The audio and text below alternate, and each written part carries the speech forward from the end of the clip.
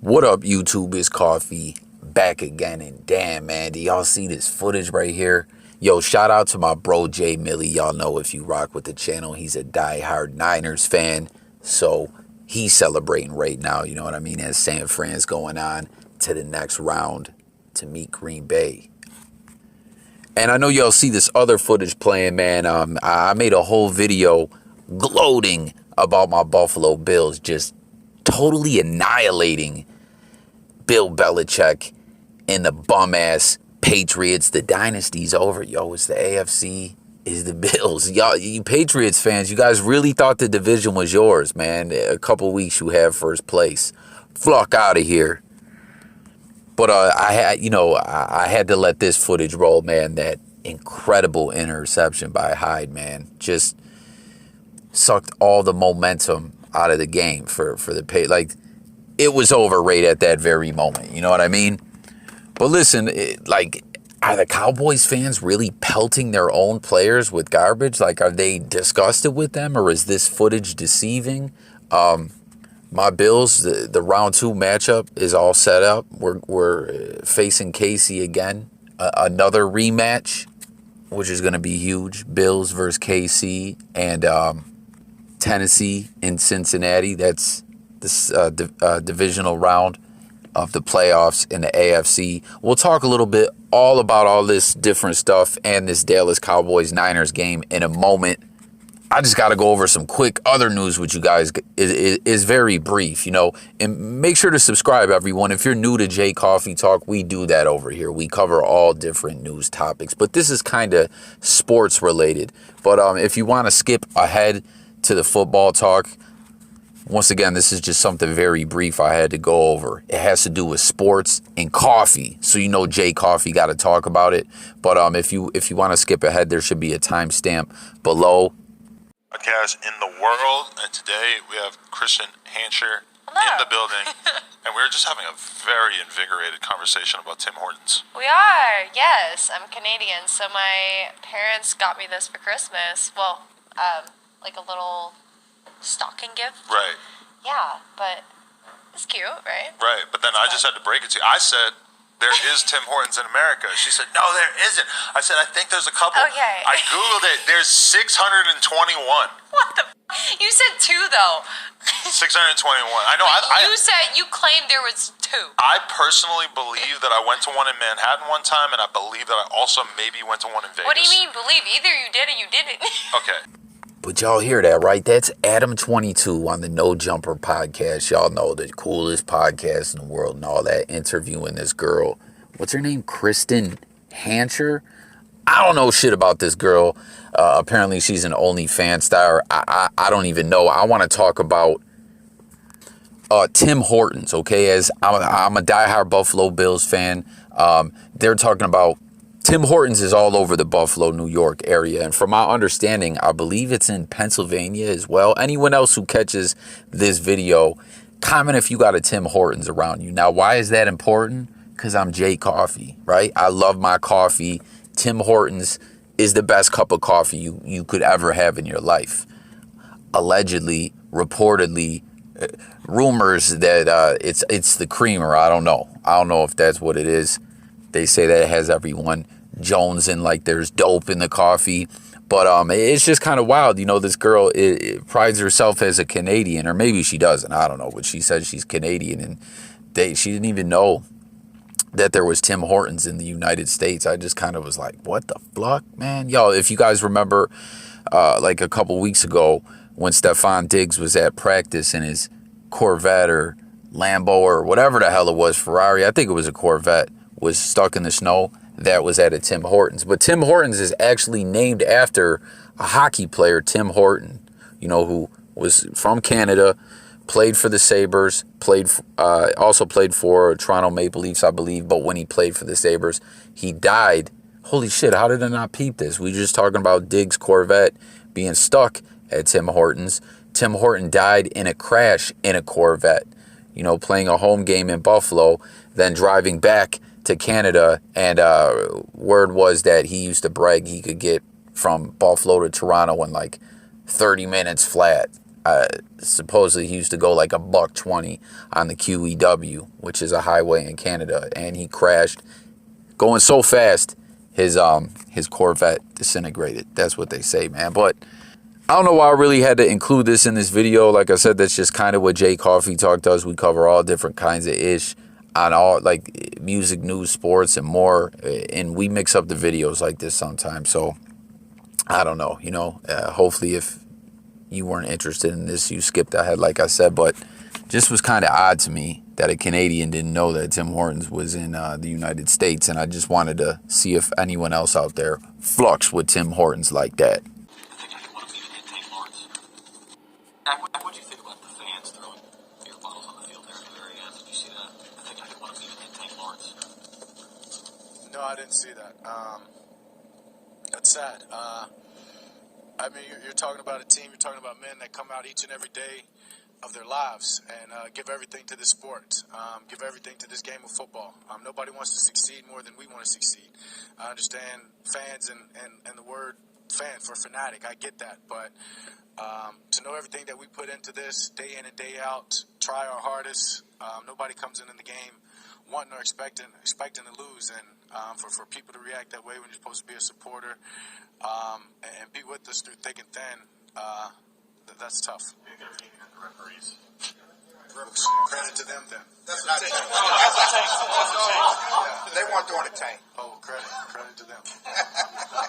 All right, y'all. So you guys heard Dak Prescott talking about the game. I don't know, that footage that was in the beginning, it just looked like Cowboys fans just pelting their players with garbage. Did you see the one, the way dude blocked it with his helmet? That was slick. But the reason I ask, was that footage deceiving to you guys? I mean, we saw it clear as day with our eyes. They were throwing garbage, and it looked like it was hitting some of their own players. But what I mean by deceiving is, were Cowboys fans just so disgusted that their team lost that they were throwing garbage at them? Or were they pissed that little fiasco that happened at the end with the referees? What I'm referring to is how the Cowboys were trying to rally and come back, and late in the game, they got one more chance after a late 49ers punt. As you see, it was a one-possession game. They lost 23-17, a 6-point loss. They were trying to pull off a late-minute miracle or whatever. And there was a little situation where Dak got bumped by an official when he was trying to spot the ball for them to start the play. And in the end, they couldn't get a final play off. And I don't know, the Cowboys coach was pissed. You see, he was talking about they thought they were going to review the play and maybe there was going to be more time put back on the clock. But in the end, he's like, everyone's just running off the field. The officials told me maybe they were going to review it. Everyone's running away. Game over. I don't know. That's how I felt. I was going to switch it up and talk a different sports reference, but I already done enough with my Tim Hortons coffee stuff, so I'll just keep on track. But what does everyone think? So were they actually just disgusted with their team losing, or were they just so mad and furious with the whole situation that they were throwing garbage and their players just got caught in the crossfire? Or is it a little bit of both? Jump in the comments and let me know your thoughts. But man, what a game, huh? Is being talked about is it was just a flat out dogfight, as we know these two franchises. God, a long rivalry. Back in the 90s, the Niners, won a Super Bowl or whatever, but the Cowboys snatched up 3, 2 against my Buffalo Bills, and then back-to-back, and then won what?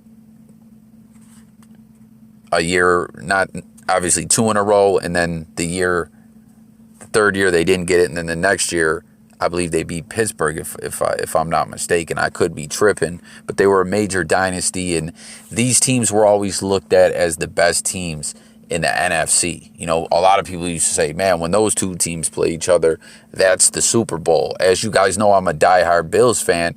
A lot of those years, we played the whole NFC East the years we went to the Super Bowl. The Giants, Washington, and 2 against the Cowboys. A lot of those years, Berman and a lot of other sports meteorologists were picking Bills and Niners in the Super Bowl, but it never happened that way. But one of those Super Bowl seasons that we went to the Super Bowl, we did play San Fran in a great regular season matchup, and it was the first ever game to not have a single punt in the whole game. Now, the Bills against the Patriots, as we just whooped on them yesterday and a few weeks ago, we didn't punt in either of those two games. Our punter's just been missing, as everyone's been joking. But I'm talking about the game against the Niners. Nobody punted in the whole game. And the Bills, we actually won that game. But once again, I'm getting a little bit off track. These teams just have a long history. And, in the latest matchup, what do you know? What do you say? The Niners get the W, move on. I'd say the Cowboys were definitely the favorite. They had a 12-win season, really trying to look to get back to the promised land. But in the end, they couldn't do it, man. Dak seemed legitimately sad. Obviously, we know they're sad, but he just seemed just tore up, man, in that press conference.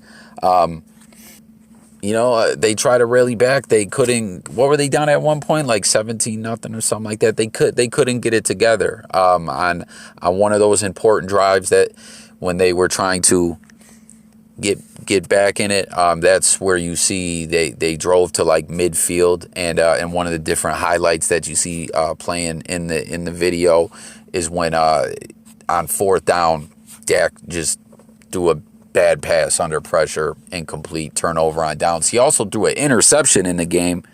Jimmy G threw an interception as well. But I don't know. It didn't really matter. And for everyone out there, especially my bro Jay Millie, everyone else, whether you're a Niners fan or not, do you guys think Jimmy G is back next year? From what it looks to me, it didn't seem like Jimmy G had the greatest game. Last week, he looked phenomenal, like highly inconsistent. I don't know. Will it be Trey Lance's team next year or maybe someone else? I don't know. I'm curious to know what everyone thinks about Jimmy G. I mean, but obviously the season ain't over. We don't know. He could go out next week and tear it up against Green Bay, as that's who they face in the divisional round.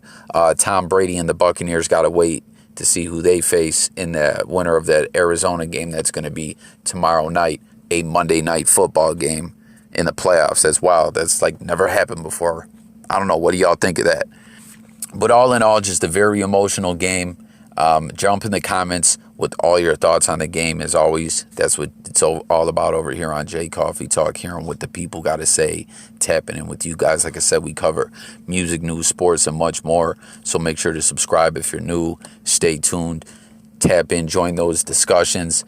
But what did you guys think about this whole Nickelodeon thing? Like, are you seeing these clips where Robbie Gold hits a field goal in like SpongeBob is on the uprights and the other uprights was Patrick Starr, and when he hit the field goal, invisible slime that could only be seen on TV or on this Nickelodeon broadcast went everywhere, as well as when Elijah Mitchell scored a touchdown, you see the slime jumping off. Like, I don't know what this was about. What does SpongeBob got to do with football? I don't know. You see Adam Schefter tweeting about this heavily, saying he was on a flight and him and Randy Moss were watching the game just like this because that was the only broadcast they could get. So it was all about slime time in football. I don't know. I can't call it. How about Robbie Goldon making some history? He is now the career leader for makes in the playoffs without a miss for as a kicker at 18. 2 of his field goals were from at least 50 yards, 53 and 52. And as far as the stats, the passing stats, Jimmy G was 16 and 25 for a $172, average 6.9 yards, no TDs and an interception, wasn't sacked, put up a 68.6 QB rating. But we just mentioned Mitchell had a TD. He rushed 27 times for 96 yards. That's huge. And Deebo Samuel also had a big touchdown, and he rushed for 72 yards. So some very key ground offense for the Niners in this playoff matchup. As far as, let's take a look at Dallas. Dak Prescott, 23 of 43, 254 yards, a TD and a pick, and was sacked 5 times for 40 yards with a QB rating of 27.1. Ouch. Zeke couldn't get nothing going on the ground. 12 carries for 31 yards.